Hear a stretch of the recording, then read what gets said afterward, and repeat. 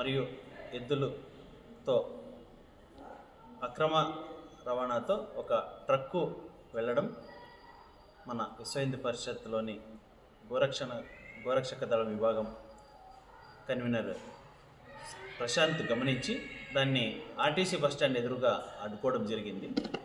అడ్డుకొని దానిలో ఎక్కి చూడగా 7 ఆవులు 10 ఎద్దులు ఉండడం గమనించి వెంటనే పోలీసు వారికి ఇన్ఫామ్ చేయడం జరిగింది. పోలీసు వారు వచ్చి ఫిర్యాదు తీసుకొని ఆ కంటైనర్ను మరియు అక్రమంగా కబేళాకు తరలిస్తున్న వారిని అదుపులోకి తీసుకొని స్టేషన్కు తీసుకెళ్ళడం అయింది.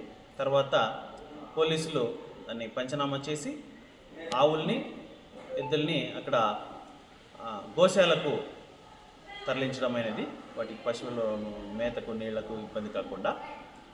తర్వాత మా ఫిర్యాదును అందుకున్న పోలీసులు ఎఫ్ఐఆర్ కూడా చేసి ఎఫ్ఐఆర్ నంబర్ 118/25గా నమోదు చేసి వారిపైన చర్యలు తీసుకుంటామని చెప్పడం జరిగింది.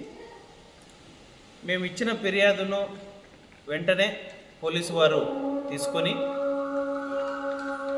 వెంటనే స్పందించి ఎలాంటి ఇబ్బందులు లేకుండా, ఎలాంటి ఒత్తిడికి గురి కాకుండా కేసు నమోదు చేయడం చాలా అభినందించదగ్గం. ఈ విషయంలో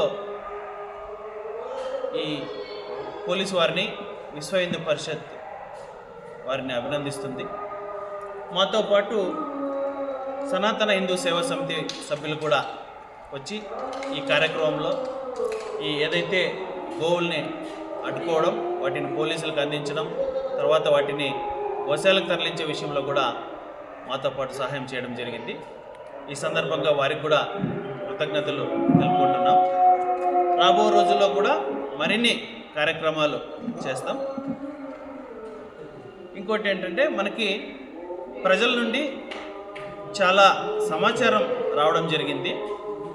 ఈ ఒక్క ట్రక్కే కాదు, ప్రతి వారం కొన్ని ట్రక్కులు ఇదే రాయదుర్గం గుండా వెళుతున్నాయి. వాటిని కూడా మీరు పరిశీలించాలని, వాటిని కూడా అడ్డుకోవాలని మాకు వినతులు రావడం జరిగింది. దీనిపైన విశ్వ హిందూ పరిషత్ రాబో రోజుల్లో మరింత జాగ్రత్త వహించి వాటిని పట్టుకోవడం జరుగుతుంది.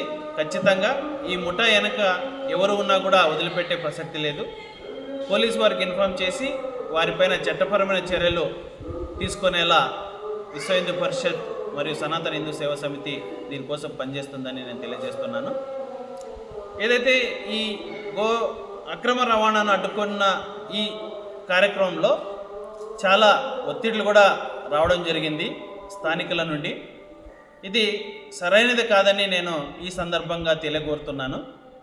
హిందువుల ఆరాధ్య దైవం, దేవతగా భావించే గోవులను దయచేసి చంపొద్దని, వాటిని బలివ్వకూడదని ముందు నుంచి చెబుతూ ఉన్నాం.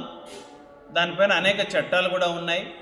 అయినా కూడా ఈ మానవత్వం లేని ఈ ముఠా గోవుల్నే లక్ష్యంగా చేసుకొని వాటిని ఇలా అక్రమంగా ఎలాంటి అనుమతులు లేకుండా, తగిన ఏర్పాట్లు లేకుండా వాటిని చాలా ఘోరంగా, ఆ ట్రక్కులో మీరు చూస్తే హృదయం చలించిపోతుంది, అలా బంధించి వాటి మొహం కూడా తిప్పుకోకుండా వాటి కొమ్ముల్ని కానీ మూతిని కానీ పగ్గాలు వేసేసి బిగించడం జరిగింది. చాలా ఘోరాతి ఘోరంగా.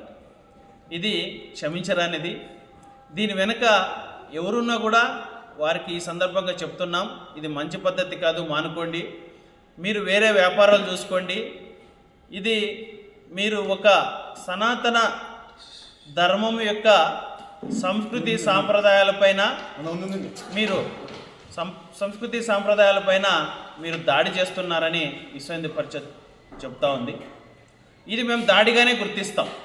మీరు గోవుల్ని అక్రమంగా తరలించడం కానీ, వదిలించడం కానీ, కబేళకు తరలించడం లాంటి కార్యక్రమాల్ని విశ్వ హిందూ పరిషత్ ఈ మన సంస్కృతి పైన దాడిగానే పరిగణిస్తుందని ఈ సందర్భంగా తెలియకోరుస్తున్నాను. అలాగే కొంతమంది ఇండైరెక్ట్గా మా సభ్యులకి ఛాలెంజ్ చేస్తున్నారు. మీరు ఒక్క ట్రక్ పట్టుకున్నారు, మీ చేత ఏమవుతుంది? ఒక్క ట్రక్ పట్టుకోగలరు, కానీ ప్రతి వారం ఇటుగా వెళ్ళే మిగిలిన ట్రక్కుల్ని మీ చేతినైతే పట్టుకోండి అని ఛాలెంజ్ చేయడం జరిగింది.